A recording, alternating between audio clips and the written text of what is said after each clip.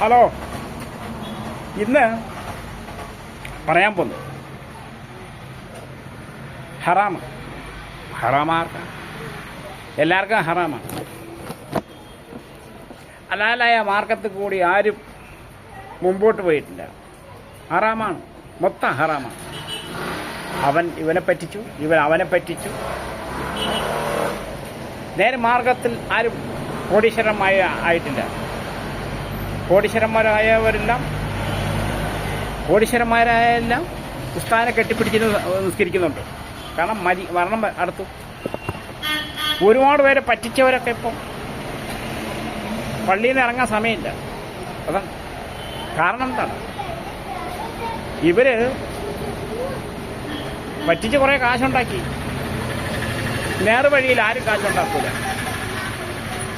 മനസ്സിലാവുന്നുണ്ടോ? ഒന്നിൽ ലോട്ടറി അടിക്കണം, അല്ലെങ്കിൽ കഞ്ചാവ് ഉണ്ടാക്കണം, അല്ലെങ്കിൽ ചന്ദനം കടത്തണം, അല്ലെങ്കിൽ ആരെങ്കിലും പറ്റിക്കണം, ബിസിനസ് ഉണ്ടാക്കണമെങ്കിൽ നേർവഴി ബിസിനസ് ആവില്ല. നേർവഴിയിലൊന്നും ബിസിനസ് ആവില്ല. ഇന്ന് ബിസിനസ് നടത്തിയവർ എത്ര പണിക്കാർക്ക് ശമ്പളം കൊടുക്കണമെന്നറിയോ? അവരുടെ വീട്ടിൽ തീ പോയെന്ന് കണ്ടുകൂടാ. എത്ര പേർക്ക് ശമ്പളം, എത്ര പേർക്ക് കൊടുക്കാനുണ്ട്, എത്ര പേർക്ക് പൈസ കൊടുക്കാനുണ്ട്? 10 ലക്ഷം 20 ലക്ഷം വാങ്ങിച്ചവരൊന്നും കൊടുക്കുന്നില്ല. കൊടുക്കാത്ത ആൾക്കാർ ഇഷ്ടം പോലെ ഉണ്ട്. ഇവരൊക്കെ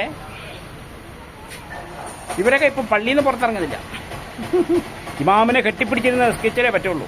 കാരണം ഇവർക്ക് നമ്മളെപ്പോലത്തെ പാവപ്പെട്ടവരെ കണ്ടിട്ടുണ്ടെങ്കിൽ ഉസ്താദന്മാർക്ക് ഒരു വിലയില്ല. 2 വീഡിയോ ഞാൻ പറഞ്ഞിട്ടുണ്ട്. പാവപ്പെട്ടവരെ കണ്ടിട്ടുണ്ടെങ്കിൽ ഒരു വിലയില്ല. കാരണം അത് ഈ ഞാൻ പറഞ്ഞില്ല, ലൈഫ് ബോയ് ഷോപ്പിൻ്റെ പരസ്യം പോലെയാണ്. അവർ പൈസക്കാർ കാണുമ്പോൾ ഒരു സ്ഥലം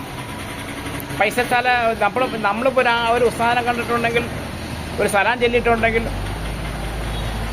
അതേസമയം ഒരു പൈസക്കാരൻ സലാം ചൊല്ലിയിട്ടുണ്ടെങ്കിൽ വാലിക്കും മുസ്ലാം ബറഹ്മത്തുള്ളാഹി വബറകാത്ത് ജന്നത്തി എന്ന് പറഞ്ഞുകൊണ്ട് മരിച്ചുപോയ ഉമ്മാനെ വരെ ചോദിക്കും ഉസ്താദന്മാർ.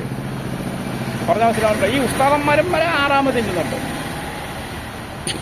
ഇപ്പം അവിടെ നിന്ന് പിരിക്കുന്നു. 50 ലക്ഷം 60 ലക്ഷം 1 ലക്ഷം രൂപ പള്ളിയിൽ കൊടുക്കുന്നു. ഈ പൈസ എവിടെ നിന്നാണ് വരുന്നതെന്ന് ചോദിക്കൂല. മനസ്സിലാവുന്നുണ്ടോ?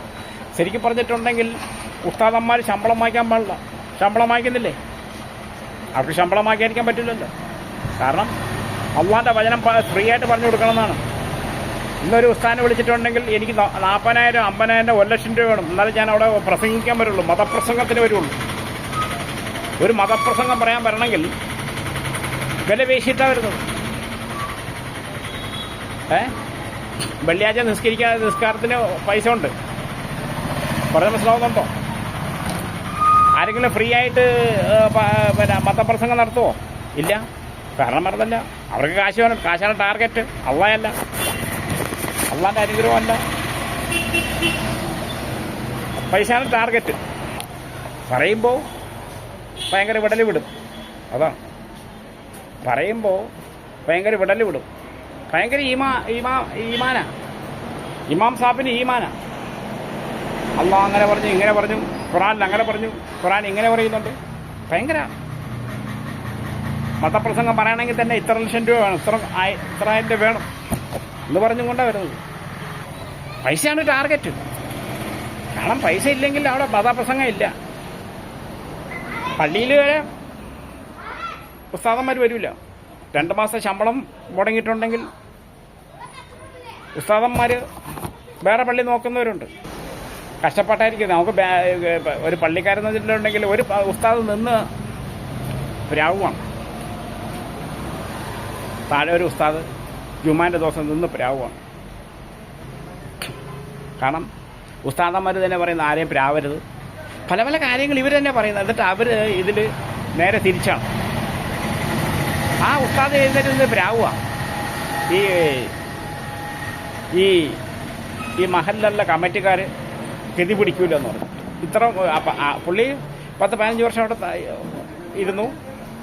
അവർ ഉണ്ടാക്കി കൊടുത്ത കാശും മാശം തിന്നു, മക്കളെയും പോറ്റി, ഇതൊക്കെ അത് കഴിഞ്ഞിട്ട് പ്രാവുകയാണ്. അതാണ് ഉസ്താദന്മാർ. ഞാനൊരു കാര്യം പറട്ടെ, ഉസ്താദന്മാർ തന്നെ ഇല്ലെന്നെങ്കിൽ കൊണ്ട് ജുമാ നടക്കും. കമ്മിറ്റിക്കാരില്ലെങ്കിലേ ഒരു സ്ഥാപനം മുമ്പോട്ട് പോകില്ല.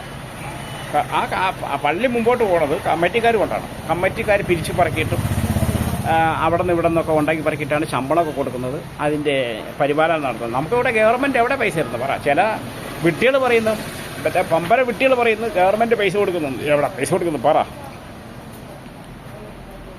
ഗവൺമെൻറ് ഒരു 10 പൈസ കൊടുക്കുന്നില്ല മദ്രസ പഠിപ്പിക്കാനും ഇതെല്ലാം. പറഞ്ഞു അസ്സലാമു അലൈക്കും. ശരി, പിന്നെ അടുത്ത വീഡിയോ കാണാം.